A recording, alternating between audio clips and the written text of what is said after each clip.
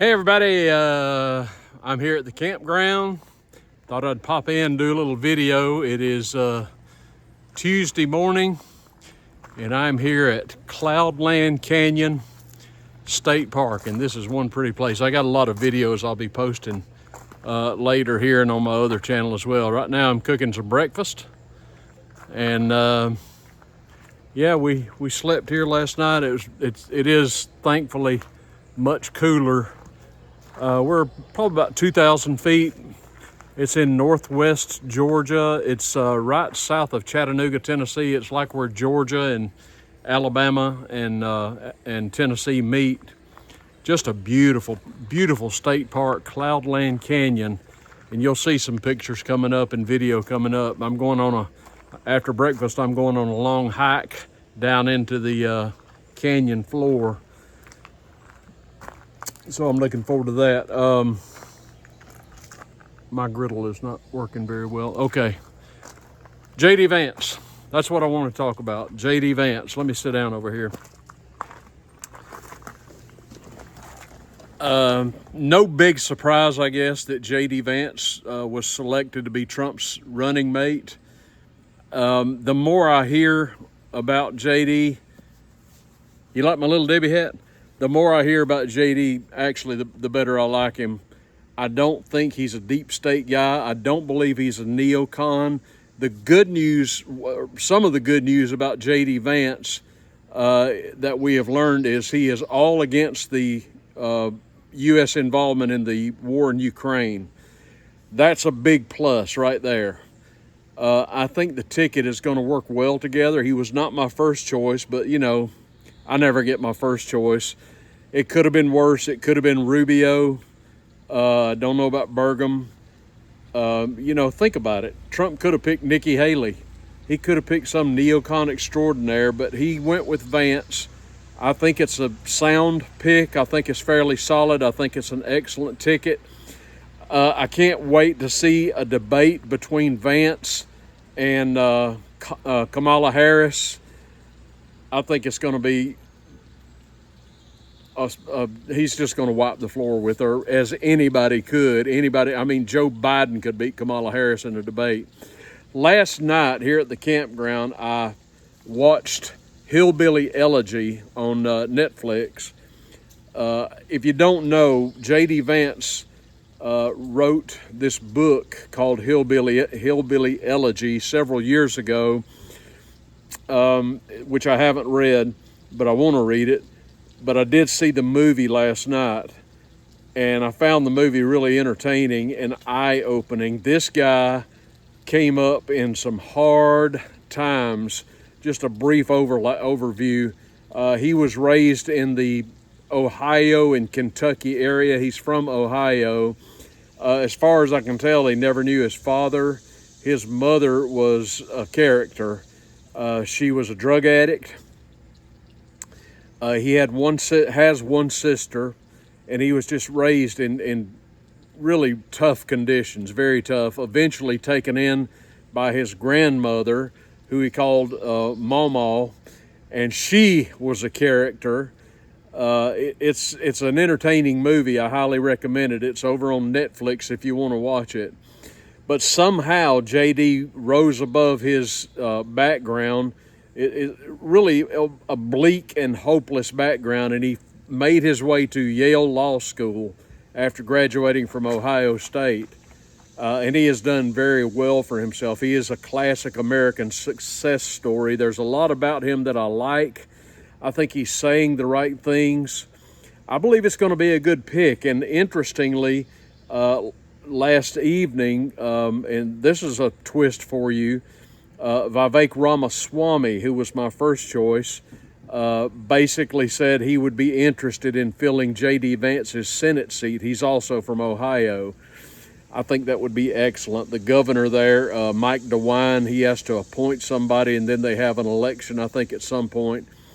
So I would be all in favor of getting Ramaswamy in that seat, unless Trump has him pegged for a cabinet position, which would be fine. It's a win-win either way. I just want to see him involved somehow. His voice needs to be in the administration or in the Senate, one way or another. I'd be happy with that.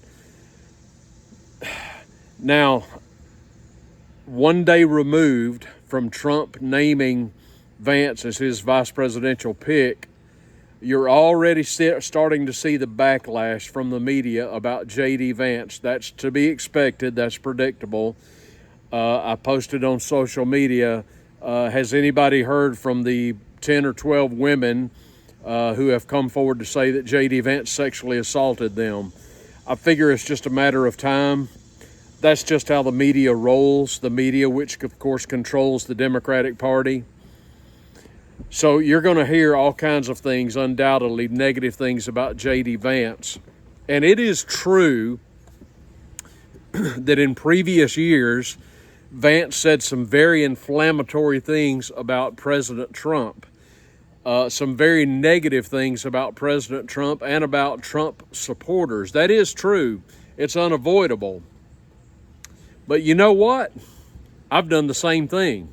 And I'll bet some of you have as well. I've said some negative things about Trump back in 2015 when he announced I was completely anti-Trump, did not want him to win the nomination. I was for just about anybody other than Donald Trump, and I said some bad things about him as well that weren't necessarily untrue. And still to this day, I have maintained on my channel that I can be objective about Trump. He is not my first choice, but I am all in for him. If you're talking about an election between Trump and Biden, then of course there's no choice, and that's what this is right now. It's Trump versus Biden or Trump versus somebody in this election, and of course the proof is in the pudding. A lot of good things were done, which I've talked about ad nauseum on the channel. So, yeah, I've said bad things about Trump myself, as has Vance. But Vance, hold on, folks. I just had a visitor. I want you to meet somebody. I just had a visitor show up in the campground. This is Big Dan. Say hello, Big Dan. Hey, folks. Big Dan is my brother. He might can join me on this video. I was just saying how I've said negative things about Donald Trump. Have you ever seen anything negative about Donald Trump? I can't think of anything right offhand. Liar. And I'm talking about how J.D. Vance has said negative things about Donald Trump. Yeah. What do you think about J.D. Vance? I think it's a pretty good pick. Several people I had in mind, Tucker Carlson, I think would have made a good pick, but I think Vance is going to do fine. I do too. Keeping you up. He wasn't my first choice, but I like it. I like the pick. I like it a lot. Yeah, and he's got a great story. Well, what I was getting at is J.D. Vance has said negative things about Trump and about Trump supporters. But does anybody remember when cackling Kamala Harris called Joe Biden a racist? Anybody remember that, kids? Do you remember the media being outraged with Kamala Harris when she called Joe Biden a racist? Come on over. Let's join the herd here. Oh, come on. No. Marina don't want to be in the camera. Go ahead and say hey to Marina. Hey, Marina. How are you, doll? Hey, sweetie. Good to see you. Good. So the point is, people do grow, people do change, people do evolve. You know, as I said, Trump was not my original first choice, but I'm all in for Trump. This is what we have. If nothing else, he can keep us potentially out of a war footing and maybe stabilize some of our relations in the world. Watch your head. So Vance has a great American story. He's got a beautiful wife and two kids. I mean, this guy came from hard times, and I really like his story. And the more I hear about him, the more I like. So I think it's a solid pick. And those are my thoughts. Now, did you happen to see, anybody watching the convention, did you see Trump come out? What a badass. He's got the bandage on his ear. He's coming out to God Bless the USA. In all honesty, I'm a little tired of that song. I mean, they played the thing as much as American Pie. I wish they could find, I don't know, God Bless America by Kate Smith or something, I don't know, or Smoke on the Water by Deep Purple, anything. Anyway, or he's got some rappers. Can't you find a rapper to do maybe bring in 50 Cent. I don't know. But he was there last night with a bandage on his ear.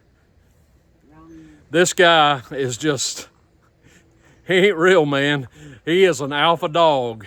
And I said, the first thing I said to Marina after the shooting was he just won the election and landslide. And so that's where things are. I think it's a fait accompli. So anyway, I think Marjorie Taylor Greene spoke last night. I didn't see that. Noam spoke last night. I didn't see that. I don't know how I missed it, but I didn't see it. J.D. Vance was standing with Trump last night. Tucker Carlson was on the other side of him. I think Tucker is speaking. Trump takes the nomination Thursday night and gives his address as well, and then it's on, folks. So that's where we are. Listen, give me your comments down below about J.D. Vance. How do you feel about him? You like him? You love him? You hate him? You wish it was somebody else? Could have been worse. I don't know if it could be better, but yeah, I'm happy with it. I think it's a great ticket. I think it's formidable.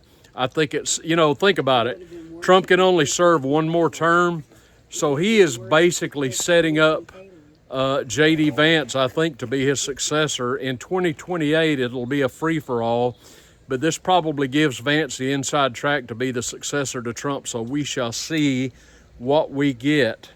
Hopefully, he's a fiscal hawk. I don't know where he stands on that, but I know where he stands on Ukraine, and that's a plus. So give me your comments down below. Like and share this video. Give me join the channel if you have not yet. I would appreciate it. I'm going to eat breakfast, and then I'm going to go for a hike. This is Trailer Trash Tim. I'll see you guys soon.